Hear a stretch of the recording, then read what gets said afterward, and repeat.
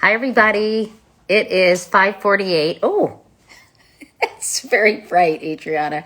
And and I don't know. I'm like 63 and I was it. Sorry, but I'm going to be talking to Neil Katiel about what's going on in 17 states. He's got about 10 minutes, so this is going to be a very quick Instagram live. But I was on a walk with some friends, and they were like, "What is going on with all these 17 states that are joining forces with Texas?" So we're going to have a little legal talk from our legal eagle, Neil Katiel. And Adriana, can we just get this thing going?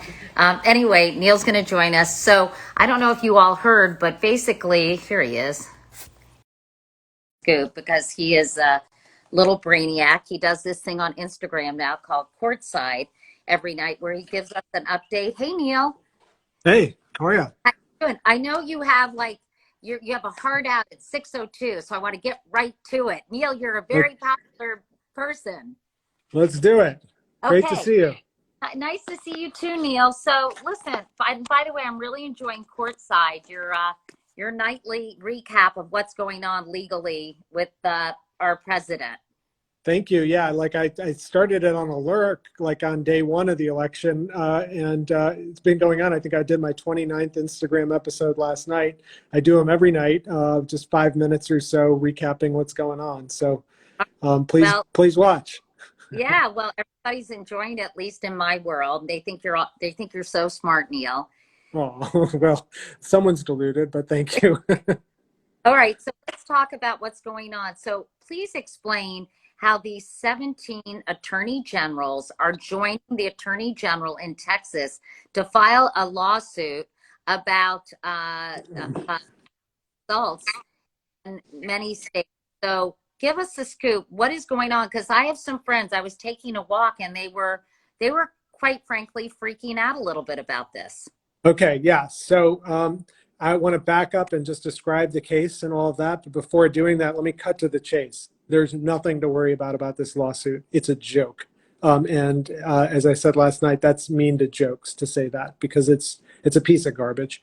Okay, so here's what happened a couple days ago. Texas, through their attorney general, Ken Paxton, who's under FBI investigation because he's been turned in by 8 of his top aides for corruption, files this piece of paper in the Supreme Court that says, I think that there's election fraud in 4 other states. And so I'm suing these other 4 states.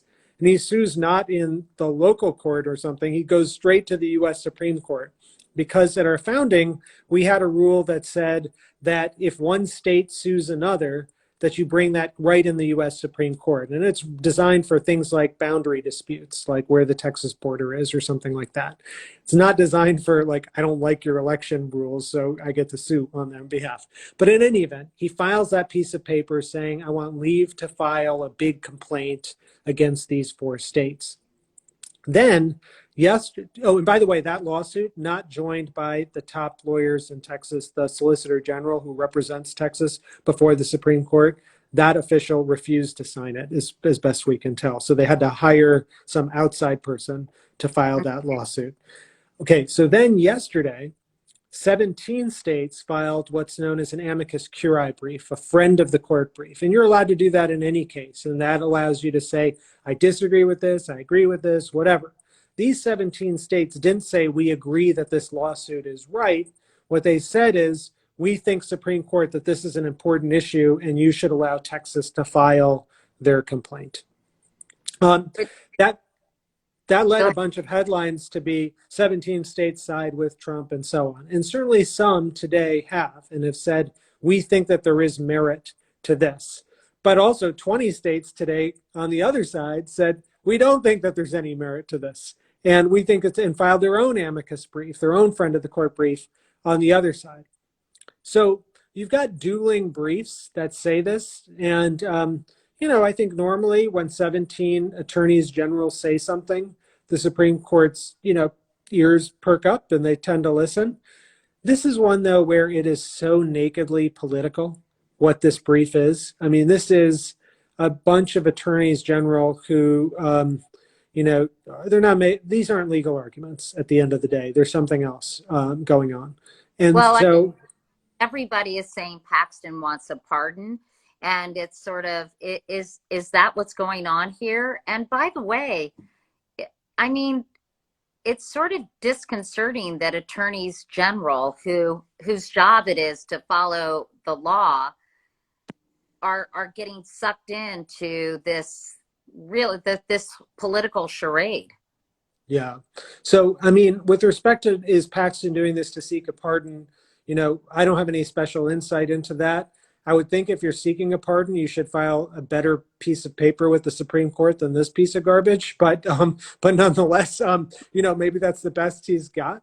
Isn't he just trying to appeal to the president? That's who he Yeah, has. I mean, it could be that, and, this president has a pattern and practice of doling out pardons to his friends. Think Sheriff Joe Arpaio or Dinesh D'Souza or, General Michael Flynn. The list goes on, Conrad Black. I mean, we could go on and on about that. So there probably, there very well may be something like that in the works here. After all, Paxton is under a federal investigation. That's a federal FBI investigation. He also separately under a state court indictment for securities fraud and has been for several years. So, I mean, he does meet the general Trump qualifications for a lawyer, to working on his behalf.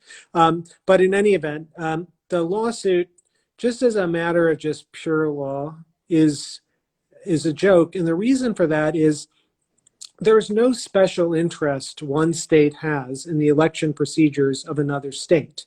Because, you might have a kind of academic or personal interest, as if you're Ken Paxton and who's the president, of course, but there's no state qua state interest. And if you allowed Texas to complain about Georgia's voting rules, then what's to stop Georgia from complaining about Texas's voting rules, which, for example, voter ID, restrict, all sorts of things, minorities and the like? What's to stop Oklahoma from complaining about Texas's education rules and their school system and suing them on that? There's nowhere that this ends. So do you think there's zero chance the Supreme Court will hear this case?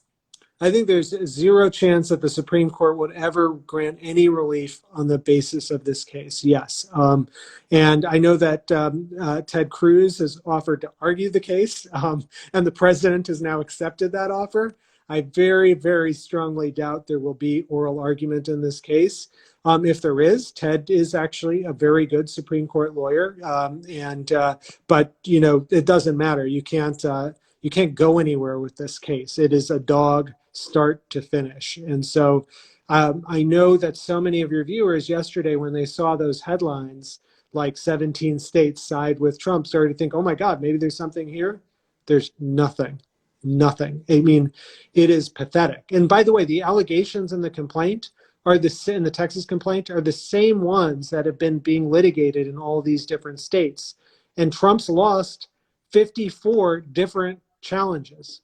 And there's states, right? There's specific states that went for Biden, and those are the ones. So the 17 AGs are all focusing on just a handful of states. Exactly. The Texas lawsuit is brought against 4 states. And so not against everyone. It's Georgia, Wisconsin, Pennsylvania, and Michigan. And just a few hours ago, the attorneys generals of those states filed their brief in the Supreme Court. And it is as hard-hitting a brief as I've ever seen. They basically say this is sedition and that the court shouldn't even entertain it. And it's some pretty heated rhetoric, probably more than I've ever seen in a brief. But, maybe justified here. I mean, what's going on here? It's not just legally a joke. It is insidious. It's wrong. It's evil, Katie. It's Soviet in nature. It's trying to throw our democracy under the bus. What about the 106 House Republicans who are backing this challenge, though, Neil? I mean, what of that? I think that says a lot about those 106 Republicans. And that's a sad thing because, the Republican Party used to actually stand for principles like, not have to be lofty or anything, but like federalism, the idea that states have rights and they get to pick. And now they're celebrating this idea that, oh, you can, if you're one state, sue another. Or just like democracy, they're claiming election fraud. And with one hand, these 106 members, and with the other, a lot of these same folks are the ones going in these states and saying, throw out the election altogether and let state legislatures appoint their own slate of delegates to the Electoral College, which is the biggest, form of election fraud you can imagine, discounting not just some votes, but every vote in a state. I mean, it is preposterous. And so, yeah, okay, sorry, go ahead. Just going to say, so even some of the justices who are were appointed by President Trump, you don't think that they will look kindly on any of this? Not at all. Not at all. I mean, the president likes to think he has his justices up there and starts tweeting out pictures of them yesterday and the like. No chance. No chance. This is going nowhere. We're still, like it or not, in a world in which there is something called law, and that system has rules. And those rules are as clear as day that this lawsuit has nothing to it. And so that's why I expect the president to pivot, when he loses this thing in the next few days, and then start trying to monkey in Congress with his 106 pals and try and do something there. What the hell has happened to all the lawyers in this country who are kind of pursuing this line of argument? And will some of these high profile people, is there a chance they may get disbarred? I don't know. I read the other day that there's an effort or conversation about trying to get Rudy disbarred and some of these high profile. Well, first of all, it's not that many lawyers when we say what's happened to all of these lawyers. I mean, the president can't actually get many people to represent him. And the folks he gets are, I guess, they're lawyers, but technically they passed the bar, I guess. But he's had difficulty in getting actual legal, serious legal representation. I don't know that anyone gets disbarred because I think that standard is really high or sanctioned or something. And look, I am someone who believes that lawyers should advocate for their clients and so on. And generally, I think it's right to blame the clients, not the lawyers. But when you're making totally frivolous arguments, and these are frivolous, there's something wrong about that. And so, we'll see what happens as a result of it. But, to me, it's not the lawyers as much as it is a party, a president. I mean, he is our chief law enforcement official, our president of the United States, the most important official in the United States. And here he is saying this kind of nonsense. And the idea that that there are some Republicans who wouldn't condemn this, I find crazy. And I'm so thankful to people like Jeb Bush or Senator Cornyn, who've said this lawsuit is a joke and has nothing to it. And Ted Cruz, and you play back some of the things that Ted Cruz said during the 2016 election, and the fact that he'll basically sacrifice everything, including his dignity, to argue this before the Supreme Court just seems cuckoo, doesn't it? Well, I guess I'm not going to go there, on that and Cruz, but I do think if there is an argument, you could be Daniel Webster, like the greatest Supreme Court advocate of all time. You still are not going to get a majority of the Supreme Court to buy this bogus, undemocratic, and reprehensible legal move that Texas has made here. All right. Well, that's going to have to be the last word because it's 6:02. I promised Thank to you get so much. Out of anyway, Neil, thanks for the update. Really appreciate it. Bye-bye. Thank you. Talk soon. Okay. Bye, everybody.